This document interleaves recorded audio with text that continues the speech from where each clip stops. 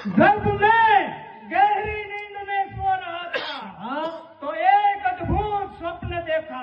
क्या देखा था अपना? स्वप्न में देखा कि हिंदुओं की देवी महाकाली, और इसने आकर कहा कि मोहम्मद शाह पावागढ़ पर चढ़ाई कर तेरी विजय होगी।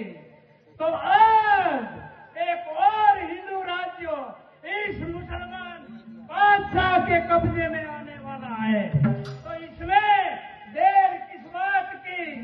हमारे सैन्य को आदेश दिया जाए, कल सुबह की पहली किरण निकलते ही पावागढ़ पहुंच जाए और शाम ढलने से पहले पावागढ़ को तबाह तबाह कर दो और उसके राजा फतेह राज को हमारे कदमों में जिंदा या मुर्दा हाजिर किया जाए। हमारी आज्ञा तामील हो। तामील हो। हालो हालो। चलो निठान पावागढ़ की ओर कूच किया जाए।